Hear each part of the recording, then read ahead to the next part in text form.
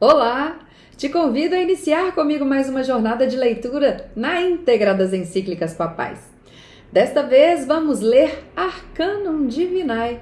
Arcanum Divinae tem por seu enredo a natureza sacramental do casamento e a importância da família, além dos direitos e deveres dos cônjuges, a insolubilidade do casamento e o papel dos pais na educação dos seus filhos. Esta encíclica, também escrita por Leão XIII em 1880, é muito importante para entendermos o que virá por aí no papado de Leão XIV. Eu já estou ansiosa para a primeira encíclica de Leão XIV. Enquanto isso, vamos nos deleitar com as encíclicas de Leão XIII. Antes de darmos sequência, eu te convido a um Pai Nosso. Pai nosso, que estais nos céus, santificado seja o vosso nome. Venha a nós o vosso reino e seja feita a vossa vontade, assim na terra como no céu. O pão nosso de cada dia nos dai hoje, perdoai as nossas ofensas, assim como nós perdoamos a quem nos tem ofendido. E não nos deixeis cair em tentação, mas livrai-nos do mal. Amém. Ave Maria, cheia de graça, o Senhor é convosco. Bendita sois vós entre as mulheres, e bendito é o fruto do vosso ventre, Jesus. Santa Maria, Mãe de Deus, roga a Deus por nós, pecadores, agora e na hora de nossa morte. Amém. Glória ao Pai, ao Filho e ao Espírito Santo, assim como era no princípio, agora e sempre, por todos os séculos dos séculos. Amém. Glorioso São José, modelo de todos os que se dedicam ao trabalho, obtende-me a graça de trabalhar com espírito de penitência para expiação dos meus numerosos pecados, de trabalhar com consciência, pondo o culto do dever acima de minhas inclinações, de trabalhar com recolhimento e alegria, olhando como uma honra empregar e desenvolver pelo trabalho os dons recebidos de Deus, de trabalhar com ordem, paz, moderação e paciência, sem nunca recuar perante o cansaço e as dificuldades, de trabalhar sobretudo com pureza de intenção e com desapego de mim mesma, tendo sempre diante dos olhos a morte e a conta de que deverei dar, do tempo perdido, dos talentos inutilizados, do bem omitido e da vã complacência nos sucessos tão funesta, a obra de Deus. Tudo por Jesus, tudo por Maria, tudo a vossa imitação ao patriarca São José. Tal será a minha divisa na vida e na morte. Amém. Bom, a Arcanum Divinae está aqui nos arquivos do Vaticano, traduzida em inglês, espanhol, francês, húngaro, italiano e latim. Não temos o português. Porém, eu coloquei aqui no sistema a tradução, acredito que o enredo, e todo o sentido não será perdido, apesar de termos aí alguns percalços de traduções em algumas palavras. Então, de antemão, eu já peço desculpa pelos erros, pelos tropeços. É uma carta um pouquinho longa, mas vamos seguir juntos nessa jornada que eu acho que vai ser de puro entendimento e riqueza para nossa vida espiritual e a nossa vida na igreja e em comunidade, além de estarmos em família, em cada um aí, aplicar aí dentro da sua família os ensinamentos de Leão XIII. Introdução. Arcanum Divinae Sapientiae do Sumo Pontífice Leão XIII, sobre a família. Restauração de todas as coisas em Cristo. O arcano desígnio da sabedoria divina de Jesus Cristo, Salvador dos homens, deveria realizar na terra, tinha como finalidade restaurar o mesmo divinamente por si mesmo e em si mesmo ao mundo, que parecia estar envelhecendo, o que expressou em uma frase esplêndida e profunda do apóstolo São Paulo quando escreveu aos Efésios: o sacramento de sua vontade, restaurar tudo em Cristo, que há no céu e na terra. E realmente, quando Cristo, Senhor nosso, decidiu cumprir o mandamento que recebeu do Pai, a primeira coisa que ele fez foi, despojando-as de sua velhice, dar a todas as coisas uma nova forma e uma fisionomia. Ele mesmo curou, de fato, as feridas que o pecado do primeiro pai havia causado à natureza humana. Restituiu a todos os homens, por natureza filhos da ira, a amizade com Deus, trouxe à luz da verdade àqueles cansados por uma longa vida de erros, renovou em toda a virtude aqueles que estavam atormentados de toda impureza, e deu aos recuperados para a herança da felicidade eterna a esperança segura de que seu próprio corpo mortal e caducado participaria um dia da imortalidade e da glória celestial. E para que uns benefícios tão singulares permanecessem na terra enquanto houvesse homens, constituiu a igreja como vigária de sua missão e ordenou-lhe, olhando para o futuro, que se algo sofresse perturbação na sociedade humana, o ordenasse, que se algo estivesse caído, que o levantasse. A influência da religião na ordem temporal. Mas, ainda que esta restauração divina de que falamos toca de modo especial e direto os homens constituídos na ordem sobrenatural da graça, seus preciosos e saudáveis frutos transcenderam de qualquer maneira amplamente a ordem natural. Por isso receberam aperfeiçoamento notável em todos os aspectos, tanto que os indivíduos em particular quanto a sociedade humana universal. Pois aconteceu assim que se estabeleceu a ordem cristã das coisas que os indivíduos humanos aprenderam e se acostumaram a confiar na providência paterna de Deus e a alimentar a esperança, que não decepciona, das ajudas celestiais, com o que se conseguem a força, a moderação, a constância, a tranquilidade do espírito em paz e, finalmente, muitas outras virtudes preclaras e fatos insígnios. No que diz respeito à sociedade doméstica e civil, é admirável o quanto ganhou em dignidade, firmeza e honestidade. A autoridade dos príncipes tornou-se mais equitativa e respeitável, mais rápida e mais fácil a obediência dos povos, mais estreita a união entre os cidadãos, mais seguro o direito de propriedade. A religião cristã tem favorecido e fomentado em absoluto todas aquelas coisas que na sociedade civil são consideradas úteis.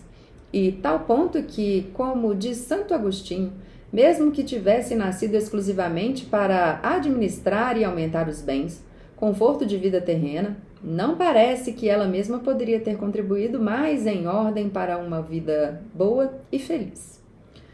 Mas não é nosso propósito tratar agora completamente de cada uma dessas coisas. Vamos falar sobre a sociedade doméstica, que tem seu princípio e fundamento no casamento. Casamento cristão. A origem e propriedades. Para todos, veneráveis irmãos, qual é a verdadeira origem do casamento? Pois, apesar de os detratores da fé cristã tentarem ignorar a doutrina constante da Igreja sob este ponto e se esforçarem desde há muito tempo para apagar a memória de todos os séculos, não conseguiram, no entanto, extinguir ou mesmo enfraquecer a força e a luz da verdade. Lembremos coisas conhecidas de todos e das quais ninguém duvida. Depois que, no sexto dia da criação de Deus, formou o homem do lodo da terra e infundiu em seu rosto o hálito de vida, ele quis dar-lhe uma companheira, tirada admiravelmente do lado de si mesmo enquanto dormia. Com isso, o Deus provencioso quis que aquele casal de cônjuges fosse o princípio natural de todos os homens, ou seja, de onde se propagava o gênero humano e por meio de procriações ininterruptas se conservasse para todos os tempos. E aquela união do homem e da mulher para responder da melhor maneira aos sapientíssimos desígnios de Deus manifestou desde aquele mesmo momento duas propriedades mais importantes, nobres acima de tudo, como impressas e gravadas diante de si: a unidade e a perpetuidade. E vemos isso clarado e abertamente confirmado no Evangelho pela autoridade divina de Jesus Cristo, que testemunhou aos judeus e aos apóstolos que casamento, por sua própria instituição, só pode ser verificado entre dois, isto é, entre um homem e uma mulher, que desde dois vem resultar em uma só carne e que o vínculo nupcial é tão íntimo e tão fortemente amarrado pela vontade de Deus que por nenhum dos homens pode ser desencadeado ou quebrado. Se ele unirá o homem à sua esposa, e serão dois em uma carne. E assim não são dois, mas uma só carne, portanto o que Deus uniu, o homem não separe. Corrupção do casamento antigo. Mas esta forma de casamento tão excelente e superior, pouco a pouco começou a se corromper e desaparecer entre os povos gentios. Mesmo entre os próprios hebreus, parecia-se nublar e escurecer. Entre eles, de fato, havia prevalecido o costume de que fosse lícito ao homem ter mais de uma mulher. E então, quando, pela dureza de coração dos mesmos, Moisés lhes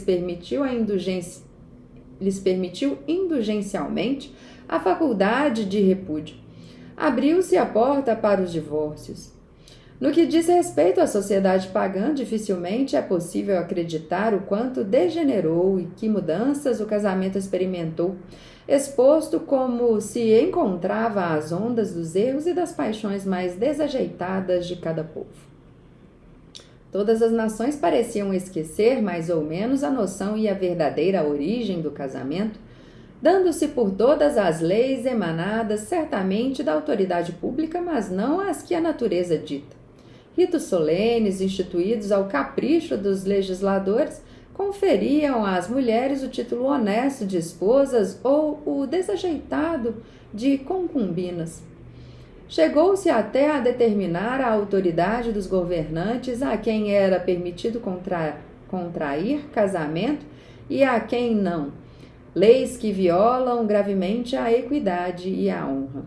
A poligamia, a poliandria, o divórcio foram outras tantas causas, além de que o vínculo conjugal se relaxou enormemente. Houve também grande desordem no que diz respeito aos direitos e deveres mútuos dos cônjuges, já que o marido adquiria o domínio da mulher e muitas vezes a demitia sem motivo algum justo. Por outro lado, a ele, entregue a uma sensibilidade desenfreada e indomável, era permitido discorrer impunemente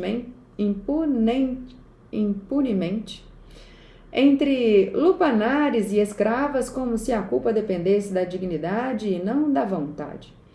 Imperando a licença conjugal, não era mais miserável do que a esposa relegada a um grau de abjeção tal que era considerada como um mero instrumento para a satisfação do vício ou para gerar filhos. Despreocadamente, se comparava e vendia as que iam se casar como se se tratasse de coisas materiais, concedendo-as, às vezes, ao pai e ao marido até o poder de punir a esposa como o último tormento. A família nascida de tais casamentos necessariamente tinha que contar entre os bens do Estado ou estava sob o domínio do pai, a quem as leis habilitavam, além disso, a propor e concentrar o seu arbítrio, os casamentos de seus filhos e até mesmo a exercer sobre eles um monstruoso poder de vida e de morte. Seu enobrecimento por Cristo. Tão numerosos vícios, tão enormes ignomínias, como manchavam o casamento, tiveram finalmente alívio e remédio, no entanto, por Jesus Cristo, restaurador da dignidade humana e aperfeiçoador das leis mosaicas, decidiu ao casamento um não pequeno nem o menor de seus cuidados. Enobreceu de fato com sua presença as bodas de Caná da Galileia, imortalizando-as com o primeiro de seus milagres, por razão pela qual, já a partir daquele momento, o casamento parece ter sido aperfeiçoado com princípios de nova santidade. Restituiu então o casamento à nobreza de sua primeira origem, já reprovando os costumes dos hebreus que abusavam da pluralidade de mulheres e da faculdade de repúdio. Acima de tudo, ordenando que ninguém desatar o que o próprio Deus havia amarrado com um vínculo de união perpétua. Por tudo isso, depois de refutar as objeções fundamentadas na lei mosaica, vestindo-se da dignidade de legislador supremo, estabeleceu sobre o casamento isto: digo-vos então que todo aquele que abandona a sua mulher, a não ser por causa de fornicação, e toma outra, adúltera, e aquele que toma a abonada adúltera. Transmissão de sua doutrina pelos apóstolos. O que por vontade de Deus foi decretado e estabelecido sobre os casamentos, no entanto, nos foi transmitido por escrito e mais claramente pelos apóstolos, mensageiros das leis divinas. E dentro do magistério apostólico deve ser considerado que os santos padres, os concílios e a tradição da Igreja Universal sempre ensinaram. Isto é, o Cristo nosso Senhor elevou o casamento à dignidade de sacramento, fazendo ao mesmo tempo que os cônjuges protegidos e auxiliados pela graça celestial, alcançada pelos méritos dele, alcançassem no próprio casamento a santidade, e não apenas aperfeiçoando neste admiravelmente concebido a semelhança da união mística de Cristo com a Igreja. O amor que brota da natureza, mas também fortalecendo a união já por si inquebrável entre marido e mulher, com um vínculo mais forte de caridade. Maridos, diz o apóstolo Paulo, amei a vossas mulheres como Cristo amou a igreja e se entregou a si mesmo por ela, para santificá-la. Os maridos devem amar suas mulheres como seus próprios corpos, já que ninguém nunca odeia sua própria carne, mas a nutre e a abriga como Cristo também a igreja. Porque somos membros de seu corpo, de sua carne e de seus ossos. Por isso o homem deixará seu pai e sua mãe e se juntará à sua esposa e serão dois em uma carne. Grande sacramento é este, mas vos digo, em Cristo e na Igreja. Pelo magistério dos apóstolos, sabemos igualmente que Cristo mandou que a unidade e a estabilidade perpétua, próprias do casamento desde sua própria origem, fossem sagradas e para sempre invioláveis. Aos casados, diz o próprio São Paulo, mando eu não, mas o Senhor, que a mulher não se afaste de seu marido, e se afastar, que permaneça sem casamento ou que se reconcilie com seu marido. E novamente, a mulher está ligada à sua lei enquanto viver o seu marido, e se o seu marido morrer, ficará livre. É por estas causas que o casamento é sacramento grande e entre todos honroso, piedoso, casto, venerável, por ser imagem e representação das coisas altíssimas. A finalidade do casamento no cristianismo. E não se limita apenas ao que acabamos de lembrar de sua excelência e perfeição cristã, pois, em primeiro lugar, atribuiu-se à sociedade conjugal uma finalidade mais nobre e mais sublime do que antes, porque se determinou que era sua missão não só a propagação do gênero humano, mas também de gerar a prole da Igreja com cidadãos dos santos e domésticos de Deus. Isto é, a procriação e a educação do povo para o culto e religião do verdadeiro Deus e de Cristo nosso Salvador.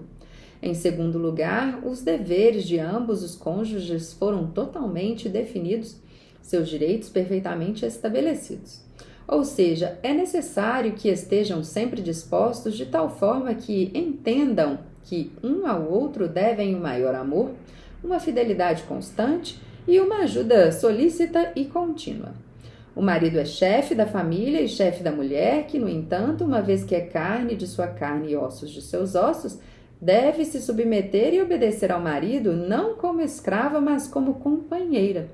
E isto é, que a obediência prestada não falte nem a honestidade nem a dignidade, tanto naquele que manda quanto naquele que obedece, dado que ambos são imagem, um de Cristo e outro da Igreja, seja a caridade reguladora constante do dever.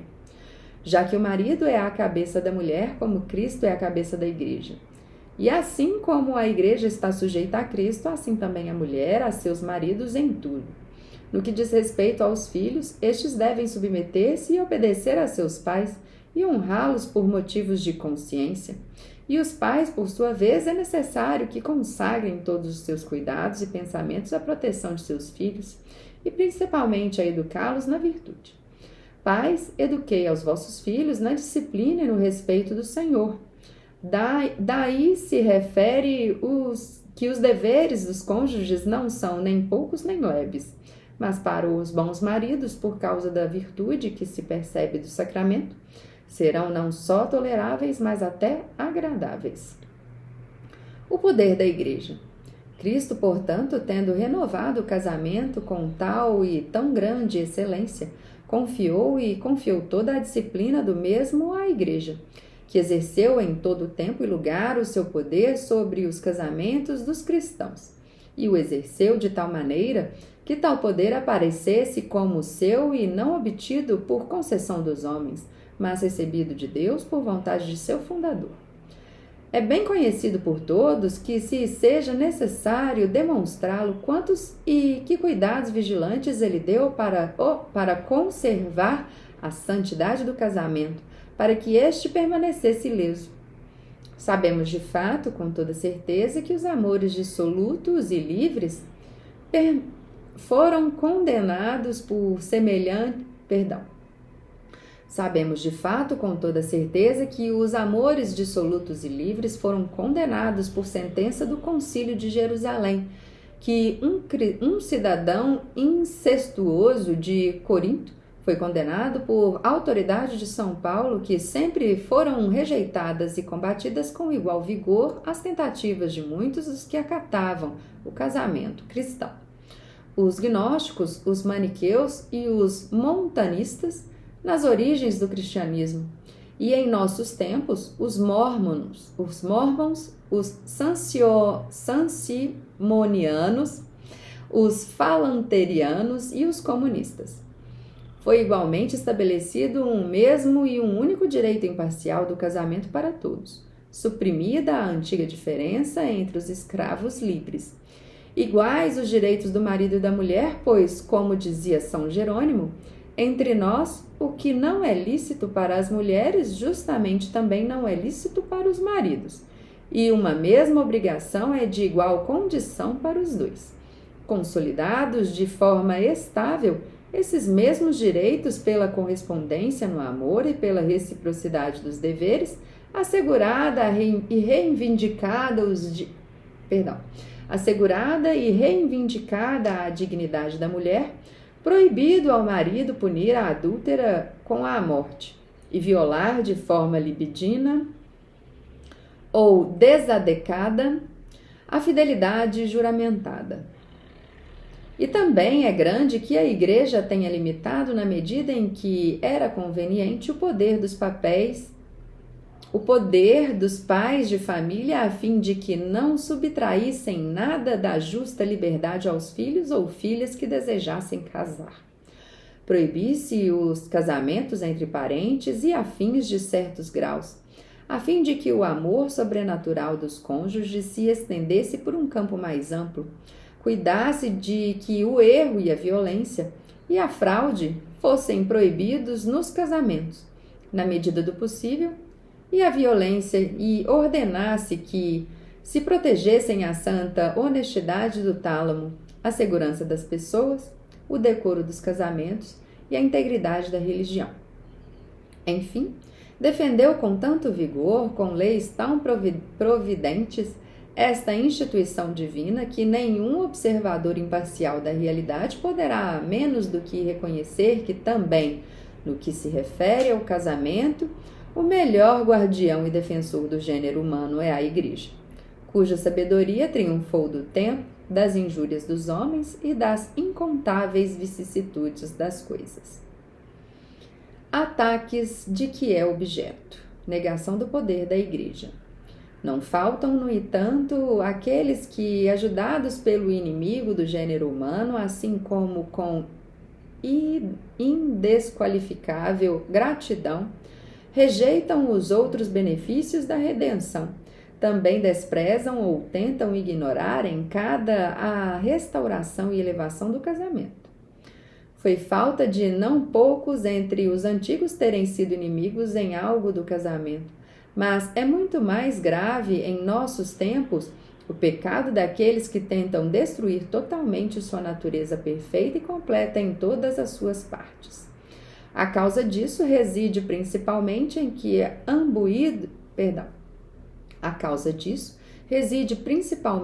que imbuídos nas opiniões de uma falsa filosofia pela corrupção dos costumes, muitos nada toleram menos do que se submeter e obedecer, trabalhando sem ênada, além disso, para que não apenas os indivíduos, mas também as famílias e até mesmo a sociedade humana inteira Tem um erro aqui. Mas também as famílias e até mesmo a sociedade humana inteira desobedeçam Eu vou ter que voltar aqui. Teve um erro realmente. Vou voltar aqui. Ó. A causa disso reside principalmente em que, imbuídos nas opiniões de uma falsa filosofia e pela corrupção dos costumes, muitos nada toleram menos do que se submeter e obedecer, trabalhando sem ínada. Além disso, para que não apenas os indivíduos, mas também as famílias e até mesmo a sociedade humana inteira desobedeçam soberbamente o mandato de Deus. Agora, encontrando-se a fonte e a origem da sociedade humana no casamento, é-lhes insuportável que o mesmo esteja sob a jurisdição da Igreja e procuram, ao contrário, despojá-lo de toda a santidade e reduzi-lo ao círculo verdadeiramente muito estreito das coisas de instituição humana e que se regem e administram pelo direito civil das nações, onde necessariamente se seguia que atribuíam todo o direito sobre o casamento aos poderes estatais, negando-o em absoluto à Igreja, a qual, se em tempo exerceu tal poder, isso se devia à indulgência dos príncipes ou foi contra o direito.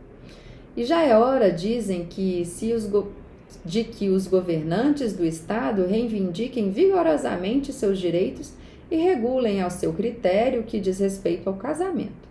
Daí nascem os chamados casamentos civis, daí aquelas conhecidas leis sobre as causas que impedem os casamentos, daí aquelas sentenças judiciais sobre os que os contratos conjugais foram celebrados validamente ou não. Finalmente, vemos que foi arrebatado com tanta maldade à Igreja Católica todo o poder de instruir e decretar leis sobre este assunto que não se leva mais em conta nem seu poder divino, nem suas leis previsoras, com as quais viveram por tanto tempo alguns povos, aos quais chegou a luz da civilização junto com a sabedoria cristã. Caráter religioso do casamento. Os naturalistas e todos aqueles que se orgulham de adorar, sobretudo, o nome popular e se esforçam para divulgar todas as nações essas doutrinas perversas, não podem se ver livres da acusação de falsidade. De fato, tendo o casamento por seu autor a Deus, por isso mesmo há nele algo de sagrado e religioso, não adventício, mas ingênito, não recebido dos homens, mas enraizado na natureza. Por isso, Inocêncio III e Honório III, nossos antecessores, puderam afirmar, não sem razão nem temerariamente, que o sacramento do casamento existe entre fiéis e infiéis. Isso nos dá testemunho tanto nos monumentos da antiguidade quanto os costumes e instituições dos povos que se aprimoram da civilização. Isso nos dá testemunho tanto os monumentos da antiguidade quanto os costumes e instituições dos povos que se aprimaram da civilização e se distinguiam por um conhecimento mais perfeito do direito e da equidade. Consta que nas mentes de todos estes se encontrava informado e antecipado que, quando se pensava no casamento, se pensava em algo que implicava religião e santidade. Por esta razão, os casamentos costumavam ser celebrados frequentemente entre eles, não sem as cerimônias religiosas, mediante a autorização dos pontífices e o ministério dos sacerdotes. Tão grande poder tiveram esses anônimos desprovidos da doutrina celestial à natureza das coisas, a memória das origens e a consciência do gênero humano. Portanto, sendo o casamento por sua virtude, por sua natureza, por si só algo sagrado, é lógico que se rege e se governe não pela autoridade dos príncipes, mas pela autoridade divina da Igreja, a única que tem o magistério das coisas sagradas. Em seguida, é preciso considerar a dignidade do sacramento, com a adição do qual os casamentos cristãos ficam extremamente enobrecidos. Agora, estabelecer e comandar em matéria de sacramentos por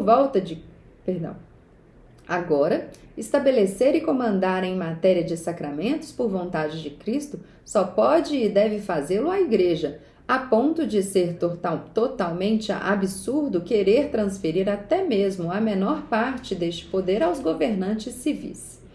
Finalmente, é grande o peso e a força da história que claramente nos ensina que o poder legislativo e judicial de que temos vindo a falar foi exercido livre e constantemente pela Igreja, mesmo naqueles tempos em que se desajeitadamente e totalmente se supõe que os poderes públicos consentiam nisso ou se transigiam. Quão incrível, quão absurdo Cristo Nosso Senhor tivesse considerado a inveterada corrupção da poligamia e do repúdio com um poder delegado nele pelo procurador da província ou pelo rei dos judeus. Ou que o apóstolo São Paulo declarasse lícitos o divórcio e os casamentos incestuosos por sessão ou mandato tácito de Tibério, de Calígula ou de Nero. Nunca será possível persuadir um homem de sã compreensão que a Igreja promulgasse tantas leis sobre a santidade e a firmeza do casamento, sobre os casamentos entre escravos e livres, com uma faculdade concedida pelos imperadores romanos, inimigos máximos do cristianismo, cujo desejo supremo não era outro senão de o esmagar com violência e morte a nascente religião de Cristo. Especialmente quando o direito emanado da Igreja se afastava do direito civil a ponto de Inácio Mártir, Justino, Atenágoras e Tertuliano condenavam publicamente como injustos e adúlteros alguns casamentos que, pelo contrário, eles estavam protegidos por leis imperiais. E quando a plenitude do poder veio às mãos dos imperadores cristãos, os sumos pontífices e os bispos, reunidos nos concílios, prosseguiram, sempre com igual liberdade e consciência de seu direito, comandando e proibindo em matéria de casamentos o que consideravam útil e conveniente, de acordo com os tempos, sem se preocupar em discordar das instituições civis. Ninguém ignora quantas instituições, frequentemente em desacordo com as disposições imperiais, foram ditadas pelos prelados da Igreja sobre os impedimentos de vínculo, de votos, de disparidade de culto, de consanguinidade, de crime, de honestidade pública nos concílios iberitano, arelatense, calcedoniense, milevitano e outros. E tem estado tão longe de que os príncipes reivindicassem para si o poder sobre o casamento cristão que antes bem reconheceram e declararam que, como for, corresponde à Igreja. De fato, Honório, Teodósio, o jovem e Justiniano não hesitaram em afirmar que, em tudo relacionado ao casamento, não lhes era lícito ser outra coisa que os guardiões e defensores dos cânones sagrados. E se eles ditaram algo sobre impedimentos matrimoniais, eles fizeram saber que não procederam contra a vontade, mas com a permissão e a autoridade da Igreja, cuja opinião eles costumavam consultar e aceitar reverentemente nas controvérsias sobre a honestidade dos nascimentos, sobre os divórcios e, finalmente, sobre tudo relacionado de qualquer forma com o vínculo conjugal. Com o melhor direito, portanto, foi definido no Concílio Tridentino que é poder da Igreja estabelecer os impedimentos decisivos do casamento e que as causas matrimoniais são da competência dos juízes eclesiásticos. Tentativa de separar contrato e sacramento. E não pense a ninguém de induzir àquela distinção decantada dos religalistas. E não pense a ninguém de induzir àquela distinção decantada dos regalistas entre o contrato nupcial e o sacramento, inventada com o propósito de atribuir ao poder e ao arbitrário dos príncipes a jurisdição sobre o contrato, reservando à Igreja do sacramento. Tal distinção, ou melhor, a partição, não pode ser provada, sendo demonstrado que no casamento cristão o contrato é inseparável do casamento. Cristo nosso Senhor, de fato, enriqueceu com a dignidade do sacramento o casamento, e o casamento é esse mesmo contrato, desde que tenha sido celebrado legitimamente.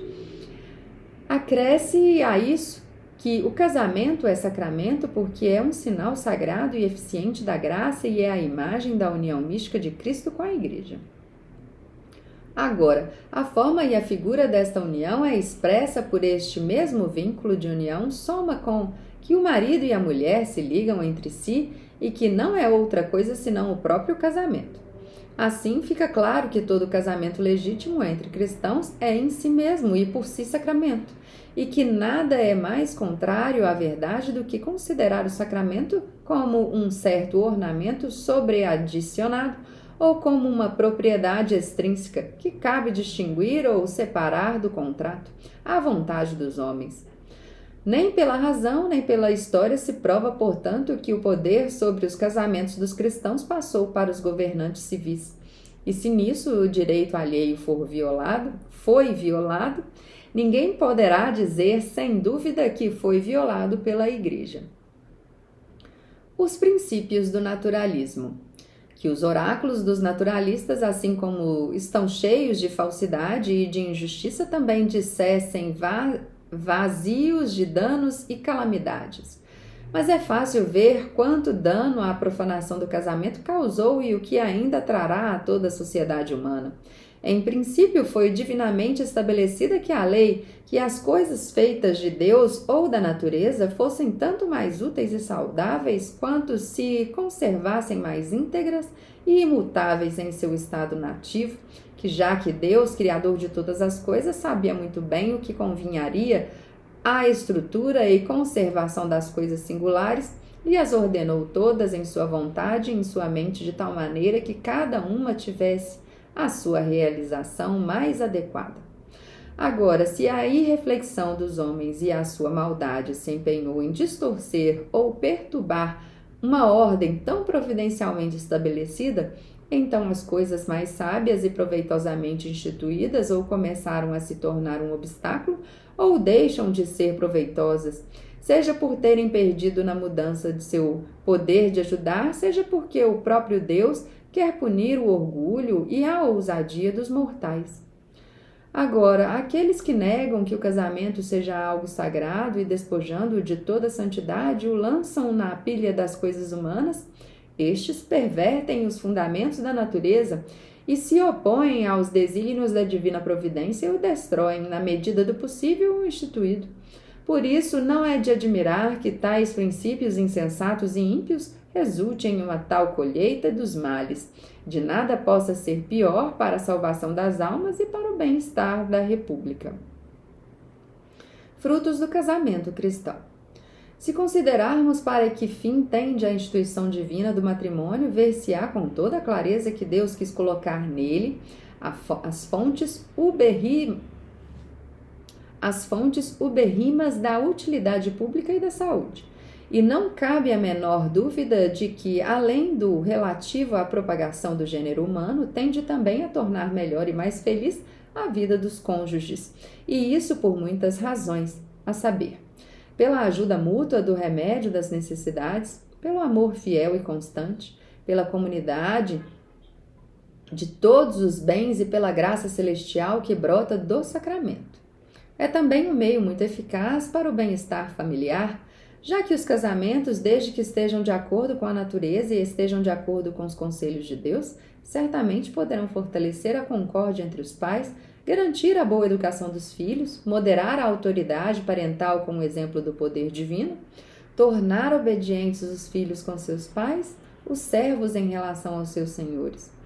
De casamentos assim, as nações poderão esperar cidadãos animados do melhor espírito, e que, acostumados a reverenciar e a amar a Deus, considerem como seu dever obedecer àqueles que justa e legitimamente mandam amar a todos e não prejudicar ninguém.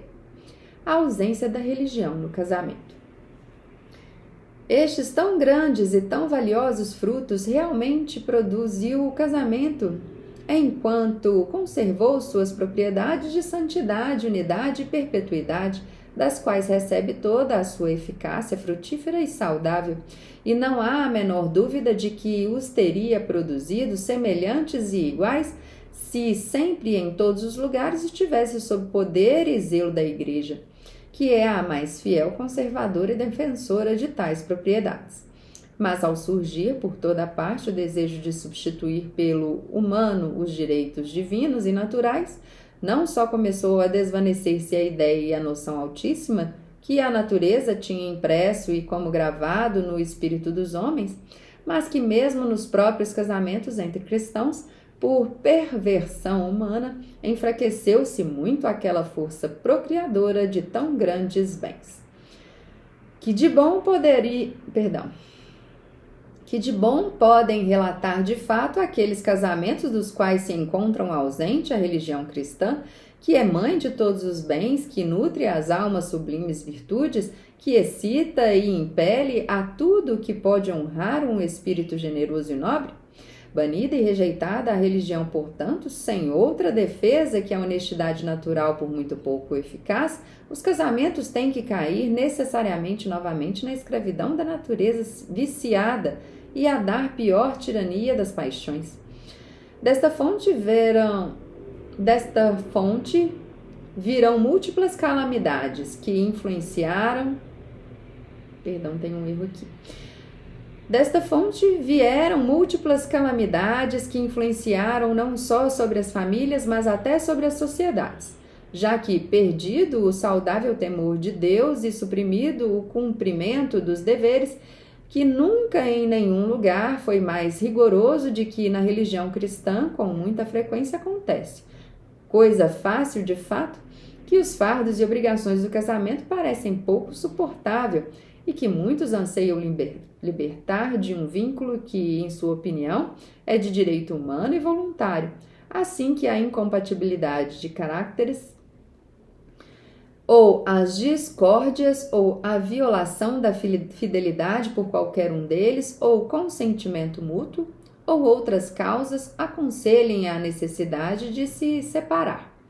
E se então os códigos os impedem de dar satisfação à sua devassidão, eles se revoltam contra as leis,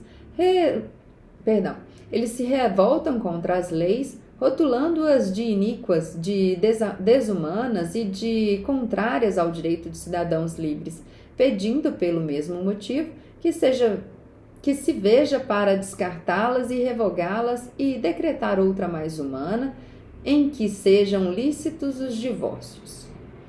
Os legisladores de nossos tempos, confessando partidários e amantes dos mesmos princípios de direito, não podem se ver livres, mesmo querendo com todas as forças, da mencionada perversidade dos homens. É, portanto, que ceder aos tempos e conceder a faculdade do divórcio.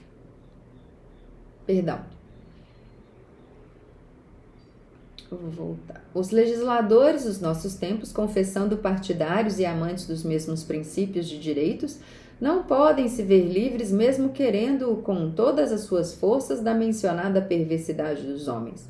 É, portanto, que ceder aos tempos e conceder a faculdade de divórcio, o mesmo que a própria história testemunha, deixando de lado, de fato, outros fatos, ao final do século passado, na Revolução não tanto quanto na Conflagração Francesa, quando Deus negado, tudo na sociedade foi profanado. Então, concordou-se finalmente que as separações conjugais fossem ratificadas pelas leis. E muito defendem que essas mesmas leis sejam restabelecidas em nossos tempos, pois querem afastar de forma alguma Deus, a Igreja e a sociedade... Pois querem afastar de forma alguma Deus e a Igreja da sociedade conjugal, pensando soteiramente... Aqui a gente tem outro problema de tradução, mas eu acredito que deva ser isso aqui, ó. E muitos defendem que essas mesmas leis sejam restabelecidas em nossos tempos, pois querem afastar de forma alguma Deus e a Igreja da sociedade conjugal, pensando sorrateiramente que o remédio mais eficaz contra a crescente corrupção dos costumes deve ser procurando em tais leis. Males do divórcio. Realmente, dificilmente é possível expressar o conjunto de males que o divórcio traz consigo. Devido a ele, as alianças conjugais perdem sua estabilidade, enfraquece a sua benevolência mútua, são oferecidos incentivos perigosos à infidelidade e à assistência, e a educação dos filhos são estragadas. A sociedade doméstica é desencadeada e as sementes da discórdia são semeadas nas famílias. A dignidade das mulheres é empresaquecida e deprimida, que correm o perigo de serem abandonadas de modo que estejam satisfeitas com a sensualidade dos maridos. E já que, para perder as famílias e destruir o poder dos reinos, nada contribui tanto quanto a corrupção de costumes, será facilmente ver o quão inimigo é da prosperidade das famílias e das nações o divórcio, que nasce da depravação moral dos povos e, conforme atesta a experiência, abre portas e leva aos mais descontraídos costumes da vida privada e pública. E será notado que esses males são muito mais graves se considerarmos que, uma vez concedida a faculdade de divórcio, não haverá freios suficientemente poderosos para contê-la dentro de limites fixos ou previamente estabelecidos. Muito grande é a força do exemplo, mas a das paixões é maior. Com esses incentivos, tem que acontecer que a coceira dos divórcios, se espalhando mais a cada dia, invada o ânimo de muitos como uma doença contagiosa ou como uma torrente que transborda, quebrando os diques. Sua confirmação pelos fatos. Todas essas coisas são certamente claras por si, mas com a lembrança renovada dos fatos, elas se tornarão ainda mais claras. Assim que a lei abranhou o caminho seguro para o divórcio, as dissensões, os ódios e as separações aumentaram enormemente, seguindo-se um relaxamento moral tão terrível que chegaram a se arrepender até que os próprios defensores de tais separações, os quais, se não tivessem buscado rapidamente o remédio na lei contrária, era de temer que a própria sociedade civil se precipitasse na ruína. Disse que os antigos romanos ficaram horrorizados com os primeiros casos de divórcio.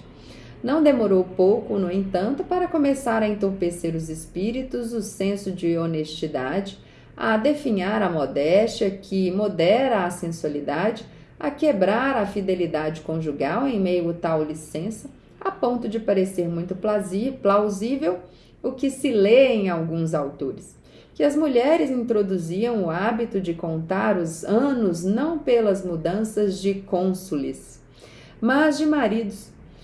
Os protestantes, da mesma forma, ditam no início leis autorizando o divórcio em determinadas causas, poucas, é claro, mas essas, por afinidade entre coisas semelhantes, sabe-se que se multiplicam tanto entre os alemães, americanos e outros, que os homens sensatos pensaram que a imensa depravação moral e a intolerável falta de jeito das leis deveriam se lamentar grandemente. E não aconteceu de outra forma nas nações católicas, nas quais, se alguma vez se deu lugar ao divórcio, a multidão dos males que se seguia deixou pequenos os cálculos dos governantes. Pois foi crime de muitos inventar todo tipo de malícia e de enganos e recorrer à crueldade, às injúrias e ao adultério com o objetivo de alegar motivos com os quais dissolver impunemente o vínculo conjugal, do qual já haviam-se farto, e isso com tão grave dano da honestidade pública, que publicamente se chegou a considerar urgente necessidade de se entregar o mais rápido possível à emenda de tais leis. E quem pode duvidar que os resultados das leis protetoras do divórcio seriam igualmente lamentáveis e calamitosos se estabelecessem em nossos dias? Certamente não se encontra nos projetos nem nos decretos dos homens um poder tão grande a ponto de chegar a mudar a natureza, nem a estrutura natural das coisas. Por isso, interpretam muito desatimadamente o bem-estar público àqueles que acreditam que a verdadeira estrutura do casamento pode ser perturbada impunemente e dispensando de toda a santidade, tanto da religião como do sacramento, parecem querer desfazer e reformar o casamento com ainda mais falta de jeito que era costume nas próprias instituições pagãs. Portanto, se essas formas de pensar não mudarem, tanto as famílias quanto a sociedade humana viverão com medo constante de serem arrastadas infelizmente para este perigo e ruína universal, que há muito tempo vem propondo as hordas criminosas de socialistas e comunistas. Isso mostra o quão errado e absurdo é esperar o bem-estar público do divórcio, que, pelo contrário, arrasta a sociedade para a ruína segura. Conduta da Igreja diante do divórcio. Deve-se reconhecer, portanto, que a Igreja Católica, sempre atenta à defesa da santidade e da perpetuidade dos casamentos, serviu da melhor maneira ao bem comum de todos os povos e que lhe deve não pequena gratidão por seus protestos públicos no decorrer dos últimos 100 anos contra as leis civis que pecavam gravemente nesta matéria, por seu anatema ditado contra a detestável heresia dos protestantes sobre os divórcios e repúdios, por ter condenado de muitas maneiras a separação conjugal em uso entre os gregos, por ter declarado nulos os casamentos contraídos com a condição de dissolvê-los em um determinado momento. Finalmente, por ter se oposto desde os primeiros tempos às leis imperiais que amparavam perniciosamente os divórcios e repúdios. Além disso, quantas vezes os sumos pontífices resistiram a poderosos príncipes, os quais pediam até com ameaças que a Igreja ratificasse os divórcios por eles efetuados. Outras tantas devem ser considerados como defensores não só da integridade da religião, mas também da civilização dos povos. A este propósito, toda a prosperidade verá com admiração os documentos reveladores de um espírito invicto, ditados por Nicolau II contra Lotário, por Urbano II e Pascoal II contra Filipe I, o rei da França, por Celestino III e Inocêncio III contra Felipe II, príncipe da França, por Clemente VII e por Paulo III contra Henrique VIII, e finalmente pelo santo e valente pontífice Pio VII contra Napoleão, convencido pela sua prosperidade e pela magnitude do seu império. Os remédios. O poder civil. Sendo assim, os governantes estadistas, se quisessem seguir os ditados da razão, da sabedoria e da própria utilidade dos povos, deveriam preferir que as sagradas leis sobre o casamento permanecessem intactas para prestar à Igreja a oportuna ajuda para a tutela dos costumes e prosperidade das famílias, em vez de se constituir em seus inimigos e acusá-la falsa e iniquamente de ter violado o direito civil. E isso com tanto mais razão quanto a Igreja, assim como não pode se afastar em nada do cumprimento de seu dever e da defesa de seu direito, assim costuma ser, sobretudo, propensa à benignidade e à indulgência em tudo que seja compatível com a integridade de seus direitos e com a santidade de seus deveres. Por isso, nunca ditou nada sobre casamento sem levar em conta o estado da comunidade e as condições dos povos, mitigando em mais de uma ocasião, na medida que lhe era possível, o estabelecido em suas leis, quando havia causas justas e graves para tal mitigação.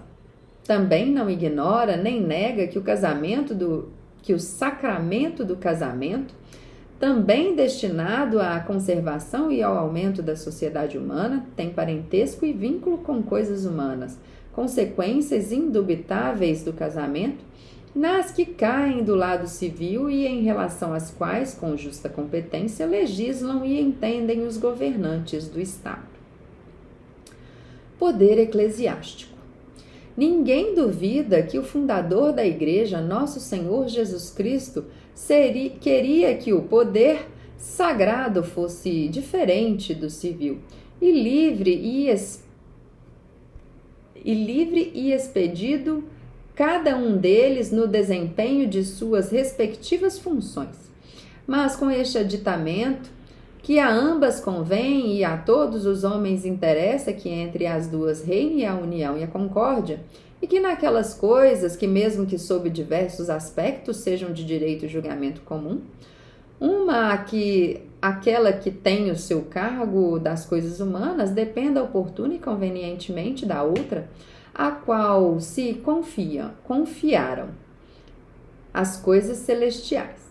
Em uma composição e quase harmonia desta natureza está contida não só a melhor relação entre os poderes, mas também o modo mais conveniente e eficaz de ajuda ao gênero humano, tanto no que se refere aos assuntos desta vida, como no que diz respeito à esperança da salvação eterna. De fato, assim como a inteligência dos homens, como expusemos em encíclicas anteriores, se estiver de acordo com a fé cristã, ganha muito em nobreza e em vigor para descartar os erros, e por sua vez a fé recebe dela não pouca ajuda. Da mesma forma que, se o poder civil se comporta amigavelmente com a Igreja, as duas terão que sair grandemente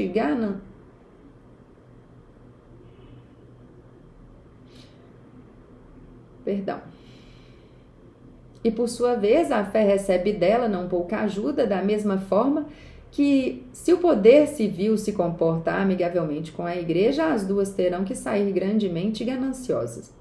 A dignidade de uma é exaltada e, indo adiante a religião, nunca será injusto o seu mandato. A outra obterá meios de tutela e de defesa para o bem comum dos fiéis.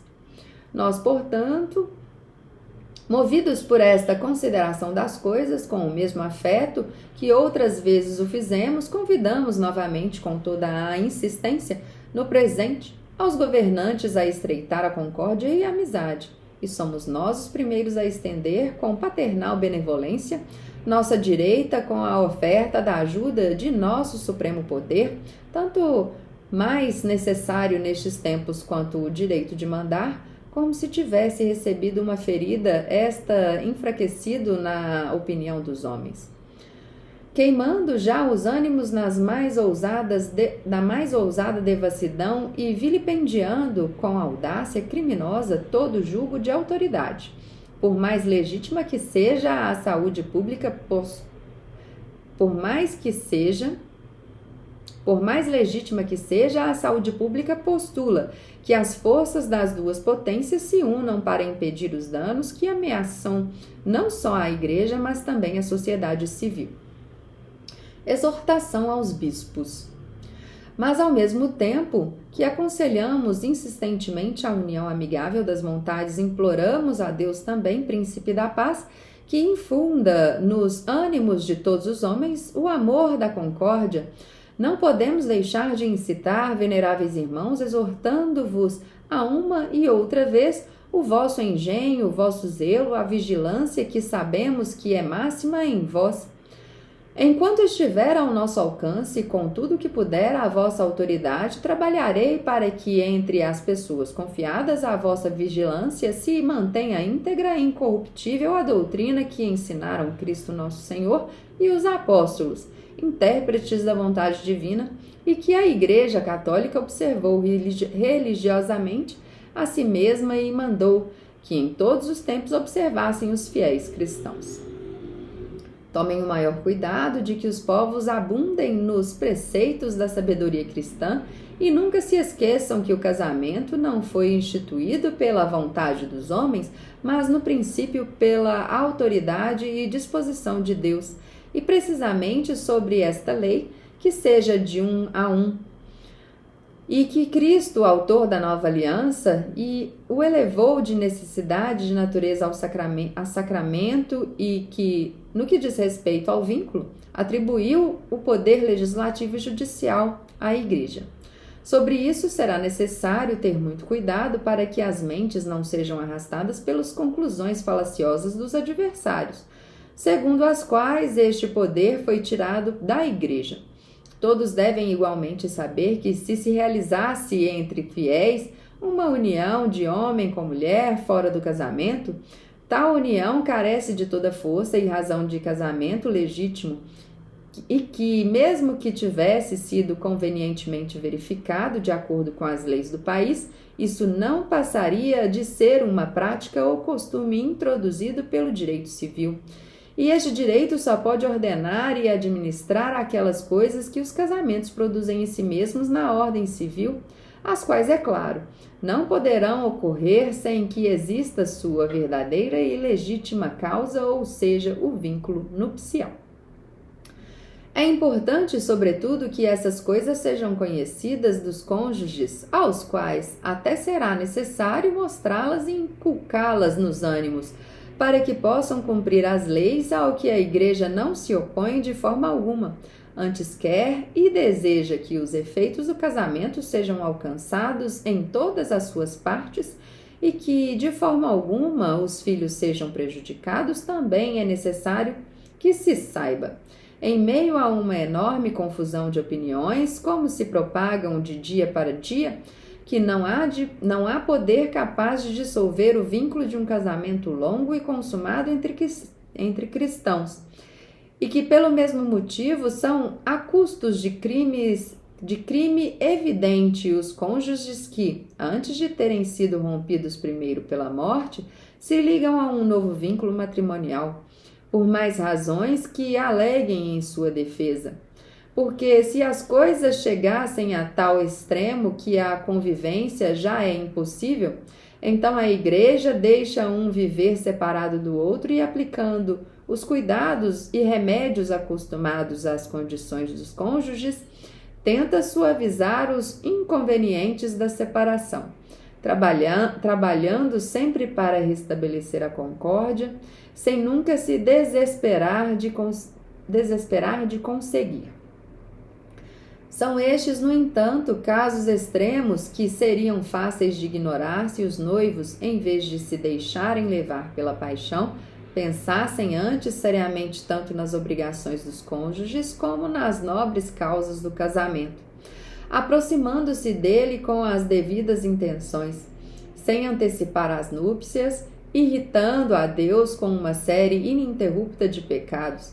E, para dizer tudo em poucas palavras, os casamentos desfrutarão de uma estabilidade plácida e tranquila se os cônjuges informarem seu espírito e a sua vida com a virtude da religião, que dá ao homem um ânimo forte e invencível e faz que os vícios já existiam neles, que a diferença de costumes e de caráter, que o fardo dos cuidados maternos, que o doloroso pedido da educação dos filhos, que os trabalhos próprios da vida e que os contratempos se suportem não só com moderação, mas até com prazer.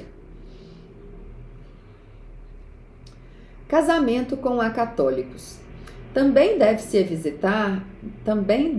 evitar que casamentos com acatólicos sejam facilmente contraídos, pois quando não há acordo em matéria religiosa, dificilmente se pode esperar que haja em matéria religiosa.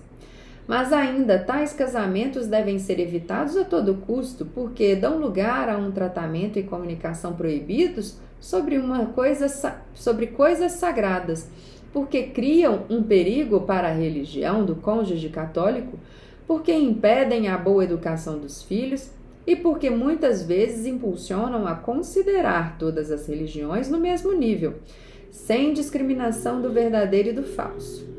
Entendendo finalmente que ninguém pode ser alheio à nossa caridade, confiamos à autoridade da fé e à vossa piedade, veneráveis irmãos, àqueles miseráveis que, arrebatados pela chama das paixões, e completamente esquecidos da sua salvação, vivem ilegalmente unidos sem legítimo vínculo de casamento.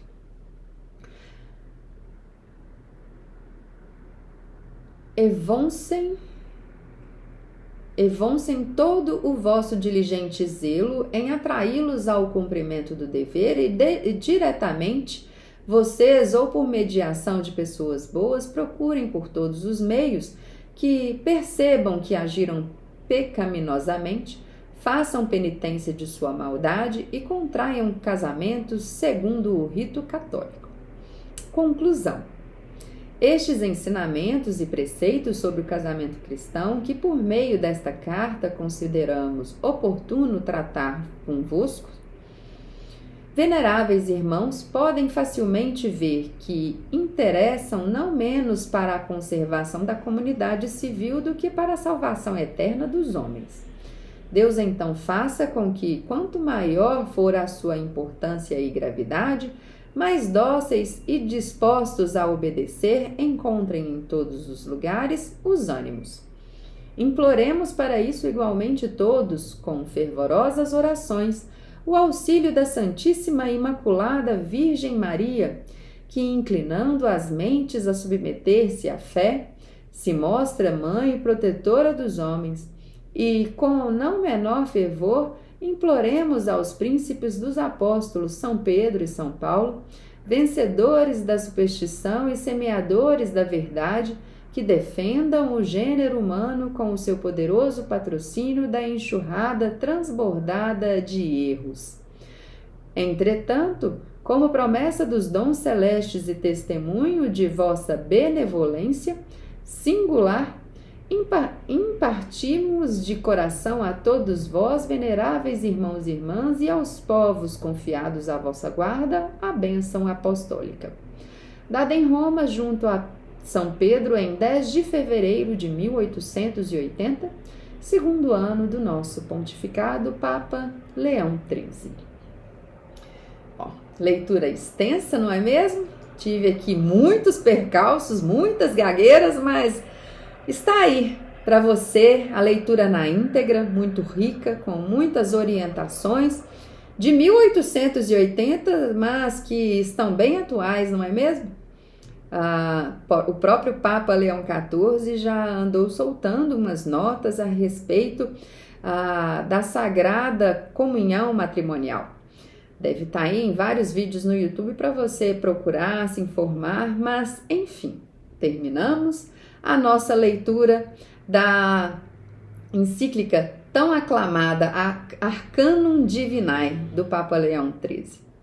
Se você curtiu, compartilhe. Ajude a levar esta leitura a mais e mais pessoas.